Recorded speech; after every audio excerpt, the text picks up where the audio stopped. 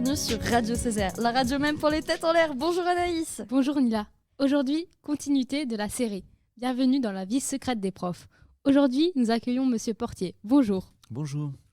Bonjour. Donc, une série de questions vous sera donc posée, touchant à votre vie personnelle et professionnelle. Donc, voilà, ça va être croustillant. Donc, racontez-nous comment s'est passé votre premier jour en tant que professeur. Alors, ça remonte un petit bout de temps parce que moi j'ai eu le CAPES en 98, mais après on fait une petite année de stage où on a juste une classe et puis après on est un peu plus dans le grand bain. Et puis la particularité c'est qu'on a un super concours très difficile à passer, à avoir, donc avec un peu de chance on l'a. Et puis après on est bombardé devant des élèves alors qu'on a finalement pas beaucoup d'écart d'âge avec eux puisqu'ils ont 17-18 ans, moi je devais en avoir 23. Et on n'a absolument aucun conseil pédagogique puisqu'on n'est pas du tout jugé là-dessus, on est jugé sur des savoirs très érudits que de toute façon on ne fera pas passer aux élèves parce que c'est trop compliqué. Donc c'est un peu stressant parce que on fait ça un petit peu au feeling, puis on ne connaît pas encore trop les réactions, les façons de faire, de penser des lycéens puisqu'on n'en est plus un. Et donc c'est un peu stressant. Ouais, moi je me rappelle pas précisément, mais je pense que j'étais pas vraiment très à l'aise. C'est comme si on demandait à quelqu'un de faire une prestation en théâtre et que la personne ne connaissait pas le texte. C'est ça, et puis avec un public qu'on ne connaît pas, quoi. Donc on ne sait pas trop ce qui est à la portée des élèves, ce qu'ils attendent. Et puis aujourd'hui, évidemment, les méthodes pédagogiques ont beaucoup changé. On travaille beaucoup avec un projecteur, avec des images, alors que là, c'était un petit peu encore avec des tableaux avec de la craie, quoi. Donc voilà, c'était un petit peu vintage. C'est terrible les tableaux avec de la craie. Ouais, c'était quelque chose. Le bruit, c'est horrible. Miam miam. Votre meilleur souvenir d'enfance? Alors ça c'est pas évident. Je dirais que moi j'étais un enfant très casanier qui jouait beaucoup avec ses personnages et qui inventait des tas d'histoires dans sa chambre, aux grandes dames de mes parents qui voulaient plus que j'aille dehors jouer, faire du foot, tout ça. Et donc je pense que moi ces souvenirs-là, les souvenirs où je créais des mondes un peu imaginaires avec tout un tas de personnages, voilà, moi, ça me manque un petit peu. Alors je le vis à travers mes enfants parce que j'ai un fils qui a aussi beaucoup d'imagination et puis qui a aussi tout un tas de personnages comme ça qui nous montrent, qui ont chacun une histoire et tout ça. Donc du coup, il a un peu envahi le salon parce qu'on préfère le voir jouer avec nous parce que c'est pas éternel ces petites choses-là que de le voir enfermé dans sa chambre. Donc c'est vrai que quand tu rentres dans le salon, tu as un peu l'impression que c'est un vide-grenier. Mais en fait, c'est son terrain de jeu. En même temps, c'est trop bien l'imagination. Faut toujours en avoir. C'est plein de possibilités. Tout à fait. Sinon, quelle a été la pire copie que vous avez jamais eue? Alors on en a des terribles. Maintenant c'est bien, on a un petit groupe WhatsApp de profs de philo, on s'envoie un petit peu quand on corrige, parce que c'est quand même assez pénible de corriger le bac, 130 copies de 5-6 pages. Donc on s'envoie un petit peu les perles, comme ça on se dit, oh les super. Et puis moi j'ai eu des trucs alors étonnants. J'en ai eu un au vrai bac, hein, donc voilà, avec un vrai coefficient 3, 4, 7, machin, qui m'a fait un dessin. Donc ça c'est bien, hein, tu corriges vite, quoi, tu dis ok, suivant. J'en ai un qui m'avait fait un poème aussi qui était moche d'ailleurs, donc la poésie n'est pas non plus ton truc. Et puis j'en ai eu un, alors ça c'était il y a quelques années, il y a 4-5 ans. Par contre ça faisait bien 6-7 pages, donc ça c'est bien. Et en fait il me racontait sa vie. Donc ça commençait bonjour, donc je me suis dit non, au secours, au secours. Et donc il expliquait qu'il repassait pour la 3e fois le bac, je crois, et qu'il ne connaissait absolument rien en philosophie, ni le contenu ni les méthodes, mais que comme il était obligé de rester 1h30, il allait en profiter pour faire un petit bilan de sa vie. Et donc il m'expliquait d'où il venait, qu'il voulait se lancer éventuellement dans l'élevage d'animaux, blablabla. Et puis au bout de 6 pages, il a dit voilà, j'espère que vous ne prenez pas cette copie avec mépris. Moi, ça m'a permis de faire un petit point sur mon existence. Je vous souhaite une bonne fin de journée et de bonnes corrections. Donc il était très sympathique. Donc du coup, tu es gentil, tu lui mets pas 0, tu lui mets 1, quoi. Mais bon, tu es quand même obligé de tout lire parce que sinon, c'est pas légal. Donc tu lis toute son existence. C'est une copie qui peut être vue philosophiquement. Oui, qui ne répond pas du tout aux attentes scolaires de l'exercice. Donc non, c'est pas la peine d'espérer avoir plus de 1 ou 2 avec ça, mais c'était pas méchant, quoi. C'est juste un petit peu désarmant, quoi. Si professeur n'était pas chaussure à votre pied, quelle voie auriez-vous pris? Alors ça, c'est une excellente question parce que je n'en sais absolument rien. parce que depuis que je suis jeune, j'ai toujours bien aimé le côté faire passer des savoirs, enseigner, simplifier. J'ai aidé mes petits camarades quand je pouvais sur des choses que je maîtrisais un petit peu à l'école. J'ai été encouragé, je dirais, très jeune, au collège, même à l'école primaire, en me disant « Ah, toi, il faudra que tu sois professeur parce que c'est quelque chose qui devrait bien t'aller. » Et puis, je suis un peu bavard, donc évidemment, c'est bien aussi parce que tu peux beaucoup causer. Et du coup, moi, je me suis toujours dit, alors, au départ, je ne connaissais pas la philosophie, et puis j'étais un élève assez moyen en tout, mais j'étais très bon en espagnol. Alors maintenant, je suis devenu très mauvais, évidemment, mais j'étais très bon, donc je me suis dit, tiens, c'est valorisant, c'est sympa, c'est une langue vivante. En plus, les pays qui parlent espagnol sont quand même pas les plus moches du monde. Donc, je me suis dit, tiens, je pourrais être prof d'espagnol parce que je voulais être prof de quelque chose, et puis il n'y avait qu'en espagnol que je performais à peu près. Et puis ensuite, j'ai découvert cette belle discipline qu'on appelle la philosophie, donc je me suis dit, quand même, 1 an de philo, c'est trop peu. Et donc, je me suis dit, je vais me lancer vers ça. Et si j'avais pas été prof de philo, j'aurais été prof d'espagnol, mais si j'avais été pas prof du tout, je sais vraiment pas ce que j'aurais été. Donc, je ne peux pas trop vous répondre. Je sais pas, quelque chose peut-être de relationnel. Alors tiens, je parlais de l'autre qui faisait des élevages là. Moi, j'adore les chiens, mais bon, je me vois mal me lancer dans l'élevage intensif de chiens, quoi. C'est comme un métier un peu à part, et puis bon, quand même très très loin du domaine intello. Moi, j'aime bien les trucs un peu intello, donc je ne sais pas du tout. Question auxquelles nous n'aurons jamais de réponse. Ah non. Mais nous avons une autre question qui nous turlute depuis un moment. Pourquoi avoir acheté le costume de Son Goku ?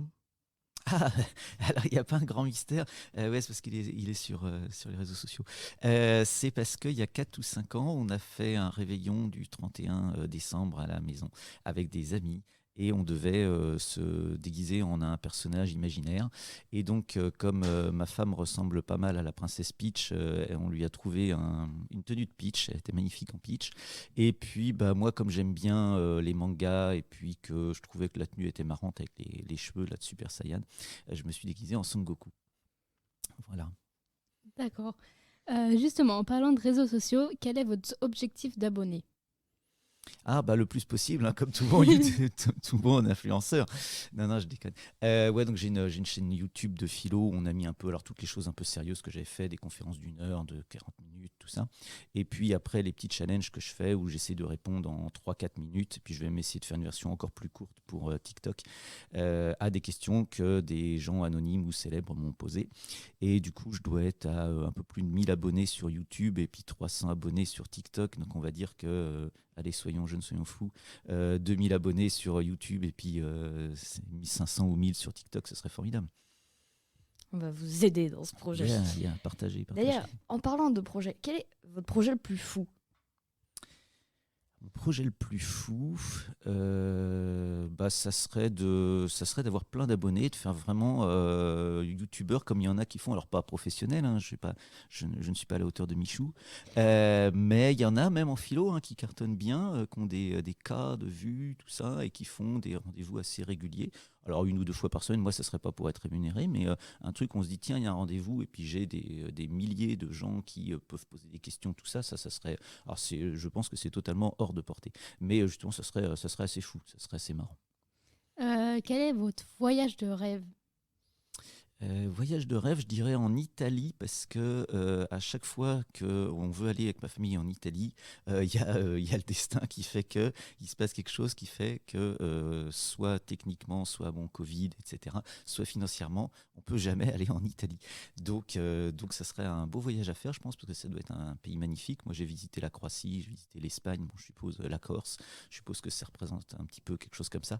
Et donc, c'est pas un voyage impossible à faire, c'est pas non plus hors de portée, mais c'est vrai que tout simplement un rêve fou mais modeste, faire 10 jours en Italie, ça serait vachement bien.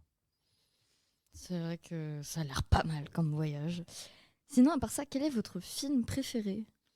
Alors, moi, je suis génération X, je suis ceux qui sont nés dans les années 70, avant Internet. Et donc, on a tous grandi avec les dessins animés de Dorothée.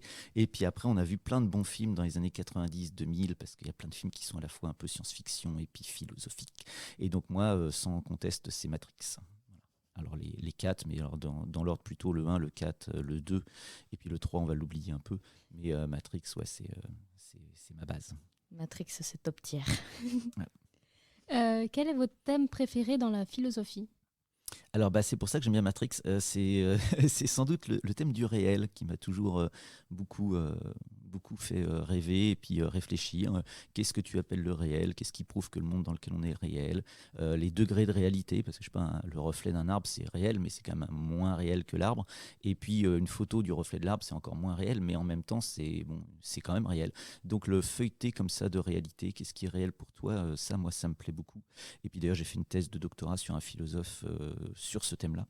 Et puis après, par contre, à faire avec les élèves, il y a celui-là, parce que comme j'y crois un peu, de toute façon, c'est les cours qui, toi, te plaisent, ou tu es le meilleur en général à faire cours, hein. Vous allez vous en rendre compte quand j'aborderai certains thèmes, vous allez vous dire, vous y croyez pas? Non. Mais bon, c'est pas grave, vous irez voir sur Internet, vous compléterez le cours, parce que plus de 2 heures là-dessus, moi, ça me gonfle.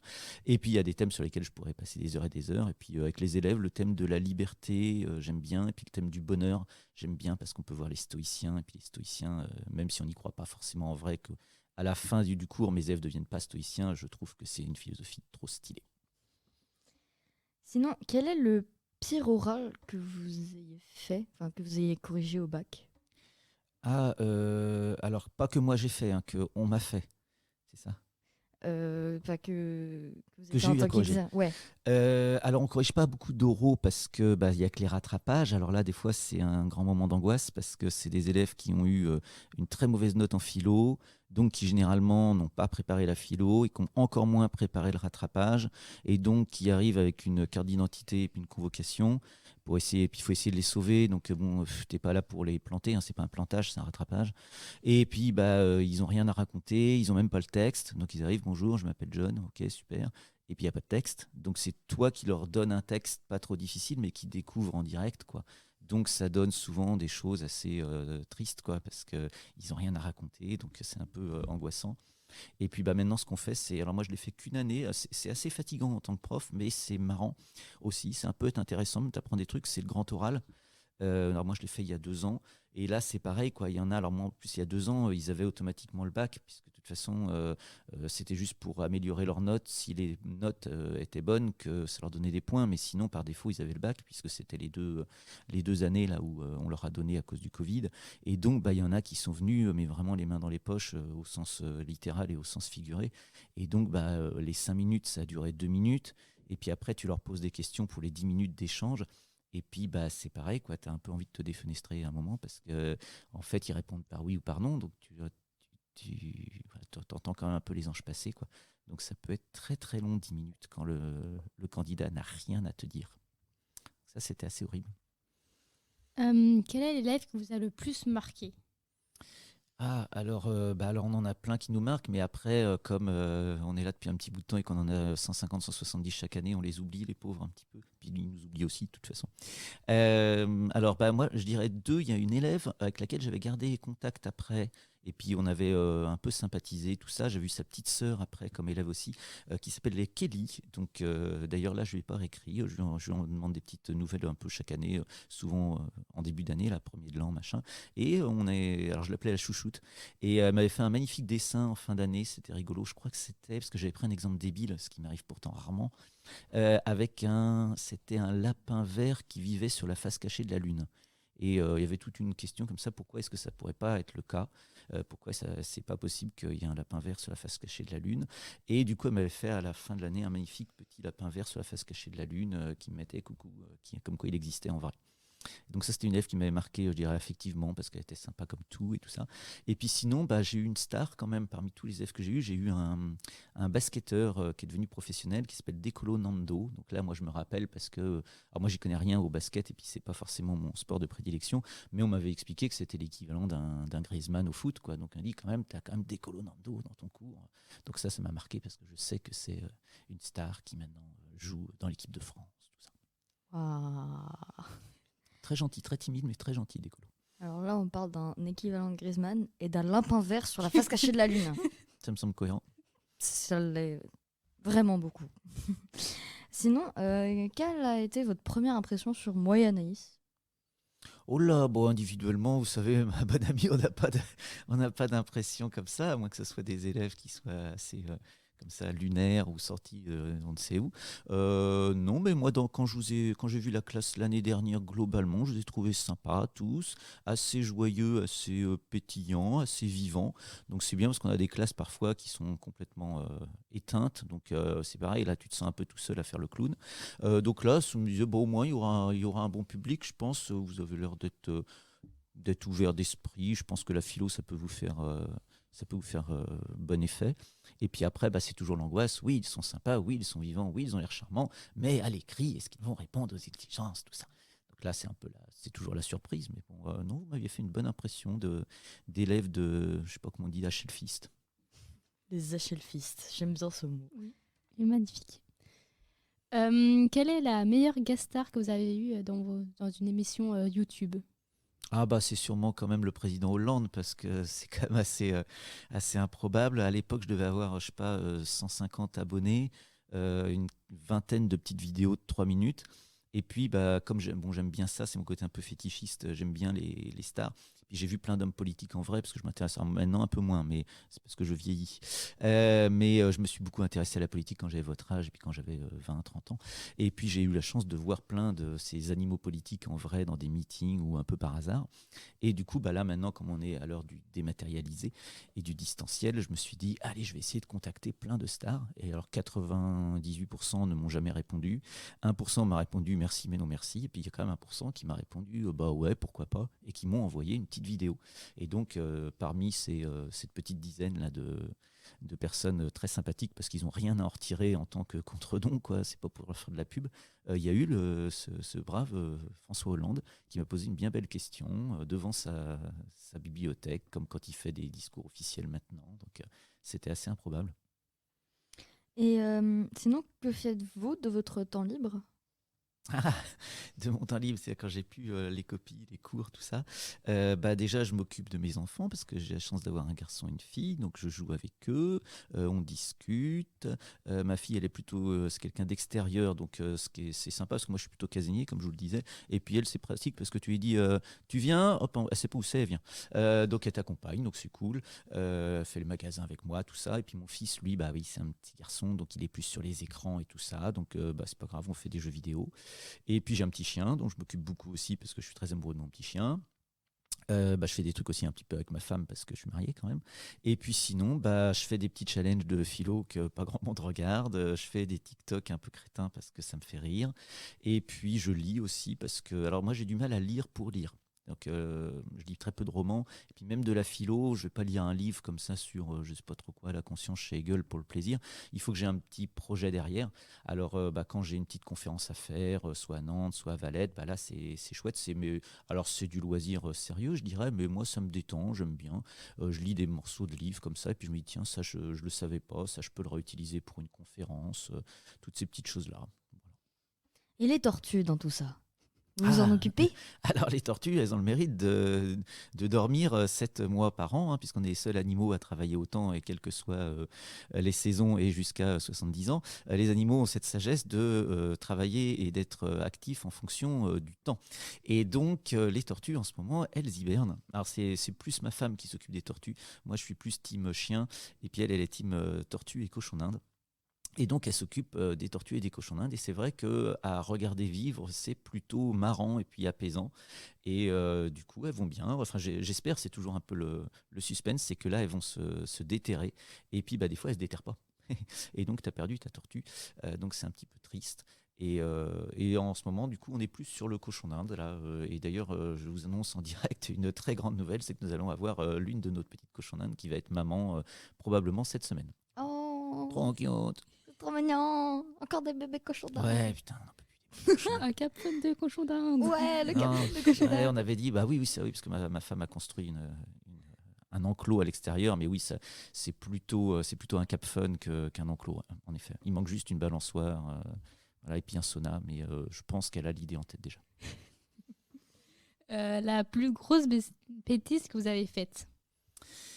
Ah, alors moi, je suis pas un garçon à bêtises tellement. J'étais un petit garçon très timide et très sage étant enfant, bien docile. Donc, j'ai pas fait beaucoup de conneries, même ado. Alors, si adolescent, j'en faisais un petit peu plus parce que j'ai eu de l'adolescence un peu tardive. Donc, les bêtises que vous faites vous à votre âge, moi, je les ai plus fait à l'université, aux grandes dames de mes enseignants qui trouvaient qu'on était deux, trois comme ça, un petit peu potache, pas très mature, parce que l'université était censée quand même être un peu plus grand, machin, ou en tout cas faire mine d'être un peu plus grand. Nous, on était un petit peu les couillons de la bande. Et donc, on faisait des petites bêtises. Alors, pas des bêtises méchantes, mais comme ce que font d'ailleurs, avec toute ma sympathie, certains élèves là, cette année. Moi, j'ai une légère tendance à raconter un peu des bêtises en cours. Et donc, il y en a qui les notent. Bon. Alors, s'ils notent aussi le cours, il n'y a pas trop de problème. Et moi, je faisais ça. Moi, je notais les trucs rigolos ou les gros plantages qu'avaient dit dans leur cours les profs. Et puis, par contre, les copains, eux, ils notaient plutôt le cours. Et puis, bah, c'était win-win. Moi, je leur donnais la feuille. Moi, j'écoutais le cours. Et puis, je notais les trucs croustillants. Et puis, eux, après, ils me redonnaient vraiment le cours bien écrit, parce que j'en avais qui était très sérieux, heureusement, quand même. Et puis, alors après, ce qu'on avait fait, c'est on avait affiché ça dans le couloir de la fac. Et donc, il fallait retrouver qui a dit quoi, quel prof avait dit tel et tel truc. Et en fait, en 40 ans de carrière, je pense que peut-être dans les années 60, tu vois, mais 68, mais sinon, personne n'avait jamais fait ça, quoi. Donc, bon, on a vu toute la sympathie de nos camarades, sauf les premiers de la classe, là, un petit peu terne. Et par contre, les profs n'avaient pas trop apprécié, sauf un ou deux qui avaient l'esprit un petit peu plus cynique, mais ils avaient trouvé ça complètement débile. On avait appelé ça le Quantouillum, parce qu'on avait en un seul mot, tu sais, comme si c'était un jeu télévisé, Quantouillum, comme le Camoulox, quoi, tu vois. Et en fait, parce qu'on a un prof très sérieux qui avait écrit un livre sur Kant et sur Hume. Et généralement, dans ce type d'affrontement intellectuel, c'est toujours Kant qui s'en sort. Et là, il avait voulu revaloriser Hume parce que c'est l'un des plus grands spécialistes mondiaux de Hume. Et donc, c'était issu de sa thèse de doctorat. Et le titre, c'était Kant ou Hume. Et moi, j'avais trouvé qu'en un seul mot, ça faisait un titre de jeu qui était plutôt rigolo. Donc déjà, ça commençait comme ça, donc ça commençait mal. Moi, je trouve ça très drôle. Et oui, parce que c'est pareil, vous êtes du côté des forces du mal et des petits cyniques, mais les mandarins très sérieux trouvaient pas ça très drôle.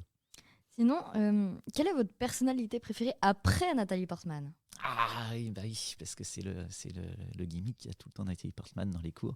Alors, quelqu'un que j'aimerais bien rencontrer, comme j'aimerais bien rencontrer Nathalie Portman, je sais pas, je dirais peut-être Zlatan. Alors pour mon fils, ça serait plutôt CR7, Cristiano Ronaldo, s'il pouvait serrer la main de quelqu'un qui a serré la main de Cristiano Ronaldo. Bon là géographiquement, il s'est un peu éloigné, mais ça serait bon, c'est son idole. Moi j'aime beaucoup aussi CR7, mais Zlatan me fait plus rire. Alors évidemment, bon. Footballistiquement, il n'y a pas photo. Parce que j'avais écrit un petit livre, moi j'avais fait une petite conférence sur Zlatan, on fait des petits abécédaires à Nantes. L'idée, c'est que pile pendant 20 minutes, pour pas que ce soit trop ennuyeux, on égrène toutes les lettres de l'alphabet de A à Z sur un thème. Ça peut être la liberté, le bonheur, l'art, etc. Et évidemment, bah, il y a du monde pour certaines lettres, et puis tu te doutes bien que pour le X, le W, le Z ou le Q, bah, il n'y a plus personne. Parce que faire un truc qui commence par Z de 20 minutes, et en plus le Z, c'est stylé parce que tu clôt le truc, donc après, donc c'est la première fois de ma vie, moi, que j'avais fait sur Zlatan, sur le thème de la liberté. Qu'est-ce que la liberté selon Zlatan? Et j'avais considéré moi que c'était une définition assez par rapport à sa façon d'être, sa façon de jouer, ses déclarations un peu loufoques, donc plutôt marrantes. Et puis même physiquement, ça doit être impressionnant de voir un mec comme ça, que j'avais considéré moi qu'il avait une définition assez nietzschéenne de Zlatan. Donc j'avais essayé de finalement recycler du Nietzsche à travers Zlatan. Et ça avait bien plu. J'avais même eu un bel article dans Ouest France, donc j'étais content. Ça s'appelait Zlatan et pas de même les philosophes. Et puis, bah, surtout, comme c'était une bonne ambiance, c'était un jour, il faisait beau, tout ça, et puis que j'avais clos le truc, à la fin, j'avais eu une standing ovation de 20 secondes, ce qui est la première et probablement la dernière fois que je vis ça. Et donc Zlatan, je lui dois quand même un petit quelque chose. J'aimerais bien le voir en vrai, puis j'aimerais bien refaire peut-être un travail même sur ce drôle de personnage. Racontez-nous une grosse anecdote. Une grosse anecdote, on en a quelques-unes. Une anecdote, alors pareil, dans la série, il ne faut pas faire ça parce que c'est pas très sérieux et on n'est plus dans les années 60, donc aujourd'hui, voilà, on est dans des années très sérieuses et responsables. Moi, j'avais eu une inspection une fois et en fait, ça ne m'intéressait pas trop. parce que j'étais pas très motivé pour faire des choses particulièrement sérieuses, plus approfondies. Moi, je me suis dit, je vais faire cours comme je fais cours d'habitude. La plupart des profs, ils changent un petit peu leur cours quand ils sont inspectés pour faire un truc qui est plus proche de ce qui est académiquement souhaité. Et puis, j'avais eu des problèmes aussi personnels, tout ça. J'étais pas trop dans le game, on va dire. Ça me préoccupait pas trop. Et je me suis dit, quand même, il faut que j'ai une façon de me challenger. Parce que sinon, ça va faire le prof qui n'est pas suffisamment investi, etc. Et comme finalement, ce qu'allait sortir de l'évaluation, moi je savais à peu près ce que valaient mes cours, et puis je pensais pas forcément que ça allait m'intéresser tellement le débriefing de tout ça. Ça dépend des inspecteurs, hein, mais là je le sentais pas trop. J'avais un autre inspecteur avant et c'était assez intéressant ce qu'il disait après. Et donc là je me suis dit, pour me challenger, je vais faire un place-mot. C'est comme on fait parfois dans les copies. Le challenge, c'est que tu places tel mot dans une copie. Et puis, il faut que le prof s'en rende pas compte, évidemment. Et donc, moi, j'avais demandé à des copains, est-ce que je pourrais placer 3 mots. Et alors, le challenge, c'était 3, parce que 1, c'est trop facile.